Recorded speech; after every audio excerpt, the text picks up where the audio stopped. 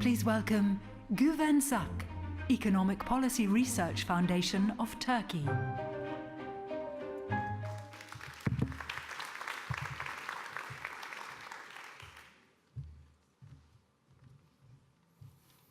Good morning. Let me start by saying a few words about Turkey regarding this issue. There are now around 3.5 million refugees in Turkey. About 3 million of them are from Syria, and this is the first time that we are facing globalization in this fashion. Because in the past, globalization for us is about selling goods to outside markets, but now we are seeing others coming into Turkey too, and we are trying to cope with that situation. 3.5 million refugees mean that's about, a bit less than 5% of Turkish population, and it's a bit more than 10% of the Syrian population. They are now living in Turkey. And obviously, as Jaya also has mentioned, that's a drain on resources, and that's a strain on public services, basically. And that includes health, education, all the municipal services, but also labor regulations too, because things that we had forgotten, we have started, let's say, to have forgotten in Turkey are coming back. Child labor and all other issues are coming back normally in such a situation. So these are all additional burdens on the development process. And also, there are problems that are related with social cohesion. And in order to cope with that, another issue that's also on the agenda of G20 is very much important. That's the jobs and growth agenda in general. So this, preventing protectionism, free trade, all those issues are also very much important to cope with this situation.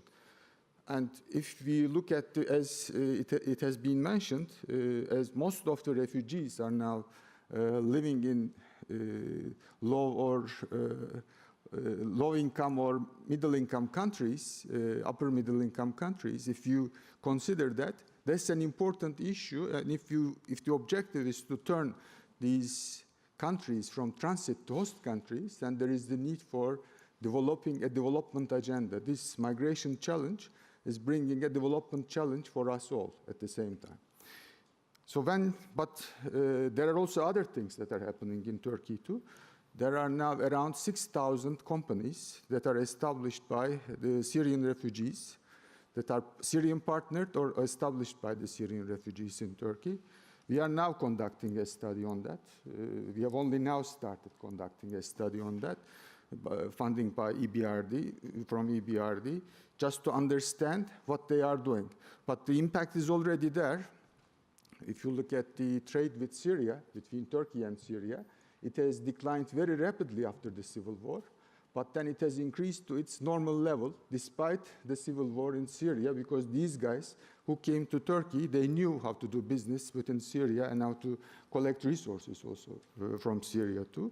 And also some of the companies that are established by the Syrians are selling goods to the European markets at the same time, and they are in the list of the top exporters from provinces in the southeast of Turkey, if you look at it from the bright side, let's say. So there are positive developments too. So taking that into account, in the task force for forced migration, we focused on what can be done to improve this situation, to help the refugees to help themselves to develop their own businesses. I think with the involvement of the World Bank, this Jordan Compact thing that's happening in our region is a positive development, despite its problems. And the problems are, I think, very much related with the fact that, there is the need to design a new governance structure. Because what we have done, when you look at the Jordan Compact experience, what has been done is just to host these enterprises inside the special economic zones that are already operating there, but for the SMEs to increase their operations abroad, to increase their operations in general, there is the need for a strong interface, especially in this situation, between the corporations and the government bureaucracies, So there is the need for a new governance structure there. And I think also the Chinese model of providing trade facilitation services could be a good example to follow. That's when we look at the developments in Jordan regarding this experiment. It's a good experiment. I think we are on the right track to develop to develop something out of this enterprise development by the refugee populations, and it is very helpful to improve social cohesion. But I think we need to go over the mechanism once more. Regarding G20, I think, first of all, this is a G20 issue, because this is an important development challenge, and there is the need to strengthen the institutions that we have. UNHCR is here, UNDP is here, World Bank is operating, EBRD is working on this. So there are many agencies, but we don't know how to cope with a situation of this extent. It's too big now. So that's why there is the need to raise awareness and focus on some new mechanisms to deal with the issue. And also, we also need to know that there's another G20 issue, I think. This is tied to the jobs and growth agenda all throughout the world. So in order for social cohesion to be maintained in countries like us, there is the need, because most of the refugee populations are in our type of countries, more than 65% to 70% of them are in our countries. So there is the need to focus on new mechanisms, including innovation-based growth, technology transfer, technology diffusion. All those issues that are already in the global agenda needs to be reconsidered with this objective also.